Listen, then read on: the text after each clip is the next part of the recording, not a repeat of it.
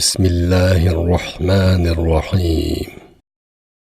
En güzel maqtaşlar ve en isil mediyeler alemlerin yaratquchisi ve yegane Rabbi bo'lgan Alloh taologa xosdir.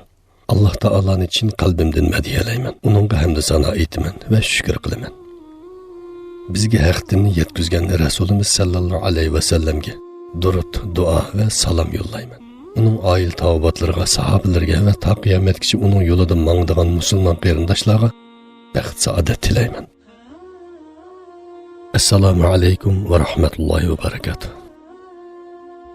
Hurmatli o'qirmanlarimiz, endi diqqatingizga baxt saadetning 40 retsepi nomli kitobimizni o'qishni davomlashtiramiz. 16 retsep samimiy tanqidni aktivchanlik bilan qabul qiling. Andre Moro inson tabiati to'g'riliq mundaq deydi. Dunyodagi barliq ishlar ikki turlik bo'ladi. Biri bizning shaxsiy talablarimizga moslashgan ishlar. U bizning nazarimizda haqiqatdir. Yana biri bizning shaxsiy talablarimizga moslashmagan ishlar bo'lib, u bizning g'azabimizni qo'zg'aydi. Doktor Aiz Al-Qarni G'am qilmang nomli asarida mundaq deydi. Nasihat va tanqid ashundoq bo'ladi. Amaliyotda biz madhiyani yaxshi ko'ramiz va uning uchun xushallanamiz, garchi u saxta bo'lsin. Ammo tanqid va ayblashni yoqtirmaymiz, garchi u haqiqat bo'lsin. Mana bu bizdagi cho'ng ayib va asosli nuqsonimizdir. Islom mutafakkiri Alloma Muhammad G'azzali musulmonning axloqiy nomli asarida mundaq deb yozgan. Payg'ambar alayhisalom kuchli mo'min ojiz mo'mindan yaxshi va Allohga eng yaqinliqdir degan. Bu yerdagi kuchdan oldi bilan ruhoniy kuch, ondan jismoniy kuch maqsad qilinadi. İman odamni har tarafdan kuchli qilishga yetarlidir. İman qalbda rasmiy o'rlashib mustahkam bo'lgandan keyin odamni ish qilganda qitirqinib mukammal qiladigan, gap qilganda ishonch bilan to'g'ri gap qiladigan, maydoni aniq, yo'li dag'dan, ruhi yuksak, aqlini o'tkir qiladi. Mundaq odamlarda ikkilanish oz bo'ladi. Bo'ron chapqullar ularni ta'virtalmaydi. İman ana shundoq erlarni yaratadigan sehri quvvatdir. Haqiqiy kuchlik odam shundoq bo'ladi. Kuchlik odam kishilarning tanqidlaridan va malomatlaridan qo'rqib qolmaydi. Chunki u o'zining tutgan yo'lining to'g'riligidan, qilayotgan ishining durustligidan shaklanmaydi. Kishilarning so'zlaridan tezli ta'sirlanib ketadigan, hissiyotchan, maqtalgan cheg'da xushallikdan uchib ketadigan, tanqidga uchirganda dard alamdan o'lib ketadigan odamlar bunday holatdan o'zlarini ozod qilishga va so'g'uqqan bo'lishni odat qilishga muhtoj. Chunki uni maqtab uchirayotgan bir qancha eg'iz so'z bilan uni tanqidlab dard alamga mubtalo qilgan so'zlarni selishtirganda uningga alohida ko'ngil bo'lishga arzimaydi. Madiya odamning qo'rsiqini to'yg'izolmaydi. Tanqid odamni o'ldirolmaydi. Muhim bo'lgani ishni nuqsonsiz, mukammal o'rindashdir. Ishni qitirqinib mukammal o'rindagan odam tanqidlardan qo'rqmasligi lozim. Odatda ko'ngil bo'lib ish qilgan kishilar tanqidlardan qo'rqmaydi. Ammo ko'z bo'yamchilik bilan ish qilgan odamlarning qo'rqinchoqligi aniqdir. Chunki mundaqlarning o'ziga ishonchisi yo'q. Saxtaligining hamon bir kuni oshkor bo'lib kelishidan qo'rqib yashaydi. Aqlli odam tanqiddan qo'rqmaydi. Tanqid orqali o'zini tekshirib chiqadi. Agar tanqid asosi yo'q puchak gaplardan bo'lsa, uningga ahamiyat bermaydi va uni unutib ketadi. Agar undaq bo'lmasa, o'zidagi yetarsizliklarni tuzatadi va bu tanqiddan foydalanishga tirishadi.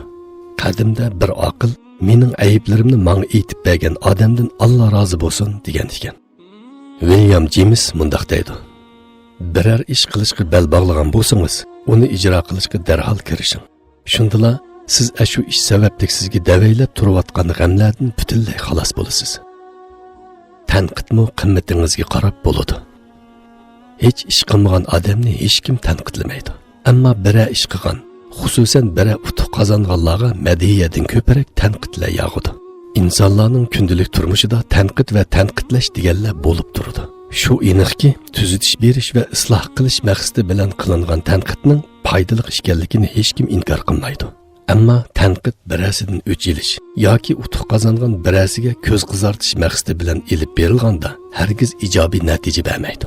Bu vaqtdagi tanqid hasadning turkisi bilan o'tirg'i chiqqan salbiy tanqid bo'lib qoladi.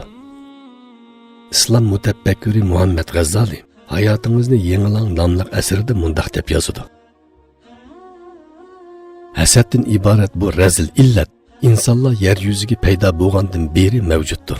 Dunyoda shundoq insonlar borki, birovda kamolatning alomatlari jilvalansa yoki Alloh ato qilgan biror talant o'tirg'i chiqsa, ular qattiq beorom bo'lib, iztirob chekadi. Toki bu ortiqchilik yo'qolmaguncha qat'iy rohatlanmaydi. Nima uchun shunday bo'ladi? Chunki ko'rimsiz go'zallikni o'zi uchun tahdid, aqlsiz aqllikni o'zi uchun dushman deb qaraydi. Amerikadagi insoniy munosabatlar institutining qurg'uvchisi Dali Karnik nurg'un kishilar madaniyat yoki shuhrat yoki utuq jihatda o'zlaridan ustun turadiganlarni qoralash yoki ayiblash orqali o'zlariga tasalli topa oladi degan. Hasadxo'rlar hech kimga ziyon yetkazolmaydi. Qadimda bir arab shoiri mundoq degan ekan: sabr qilg'in hasad qilsa, sabring uni o'ldirar, tugab qolsa yiqilg'ular o'tmu o'zin kuydirar. Yana bir shoir mundoq degan ekan: qavg'an har ishqa atmaq bo'lsa edi birdan toshni, besib tushardi toshning bahosi oltin kumushni. Amerikalik yozuvchilardan biri mundoq degan ekan: kishilarning tilini bog'lab qo'yg'ili kuchim yetmagachga, kuchim yetadigan ishni qilishni bilib oldim. U bo'lsa-mu kishilarning tanqidlariga va malomatlariga parvo qilmaslikdir. Amerikaning sobiq raislaridan Abraham Lincoln: agar menga kelgan tanqidlarni o'qimoqchi bo'lsam, mening vaqtimning hammasi ularni o'qish va raddiya berish bilan o'tib ketgan bo'ladi. Shunga men menga qaratilgan tanqidlarga parvo qilmayman. Muhim bo'lgani vazifamni to'liq ado qilishdir. Chunki men vazifamni to'liq ado qilib, natija qozonsam, menga qaratilgan bu tanqidlar o'zligidan yo'qolib ketadi degan ekan. Buyuk Alloh taolo bizga hasadxo'rlarning yomonligidan, xuddi qorong'u kechining yomonligidan saqlanish uchun panoh tilagandek panoh tilashga buyurib, mundoq degan: Bismillahirrohmanirrohim.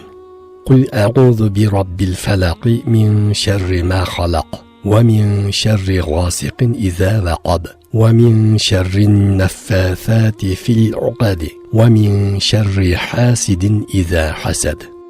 Tarjimasi: ey payg'ambar, sen maxluqotning yomonligidan, qorong'ulikqa to'lgan kechining yomonligidan, chigiklarga dam soladigan sehrgarlarning yomonligidan, hasadxo'rning hasad qilgan chog'dagi yomonligidan Subhining Rabbi bo'lgan Allohga sig'inib panoh tilayman degan. Alloh taologa sig'inib hasadxo'rlarning, jin shaytonning va odamiy shaytonning yomonligidan panoh tilash intayin zarurdir. Bo'libmi moddiy yoki adabiy jihatdan Alloh taoloning ato ihsoniga erishgan kishilar hasadxo'rlarning yomon ko'zidan xoli bo'la olmaydi. Shunga ularning har zaman Alloh taologa yelinib, uning rahmatiga sig'inib, barliq yomonliklardan panoh tilishi eng oqilona ishdir. Kishilarning ayblashiga ko'ngil bo'lib ketmang. Aytilishicha, bir kuni Nasriddin apandim o'g'li bilan safarga chiqib, o'zi eshakka minib olib, o'g'li bo'lsa uning yonida piyoda yurgan holda ketib berayotgan ekan. Ular bir to'p kishilarning yonidan o'tganda, kishilar apandimga ishorat qilib, "Qaramamsizlar bu rahimsiz odamga. Kichikkina bolasini o'tdek issiqda piyoda mangdirib, o'zi eshakka minib olibdi" deb uni ayblabdi.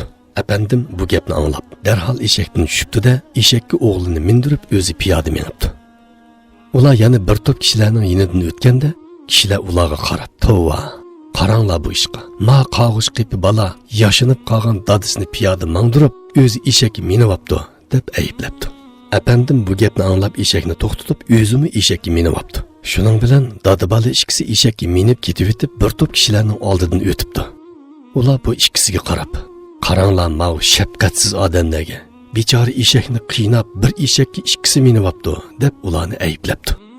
Apandim bu gapni anglab eshakni to'xtatibdi va o'g'lini eshakdan tushiribdi. Ondan ikkisi eshakni yetilab mangancha safarni davom qildi. Ular yana bir to'p kishilarning oldidan o'tgan ekan, ular "Qaramamsizlar mav ahmoqlarga. Eshakni beka qo'yib o'zlari piyoda minibdi. Tova, eshak degan minish uchun yaratilgan emasmidi" deb ularni ayblabdi. Apandim ularning so'zini anglagandan keyin uni ko'tarib mangmoqchi bo'ldi. Agar siz Nasriddin apandim bilan birga bo'lgan bo'lsangiz, albatta uningga "Apandim, bilganingizni qiling. Kishilarning ayblariga ko'ngil bo'lib ketmang. Chunki insonlarni rozi qilish amalga oshirg'ili bo'lmaydigan bir g'oyadir" degan bo'lar edingiz. Hurmatli o'qirmanlarimiz, vaqt munosabati bilan bugungi darsligimiz mishada oxirlashdi. Kelar qitim ko'rishguncha omon bo'linglar. Assalomu alaykum va rahmatullohi va barakatuh.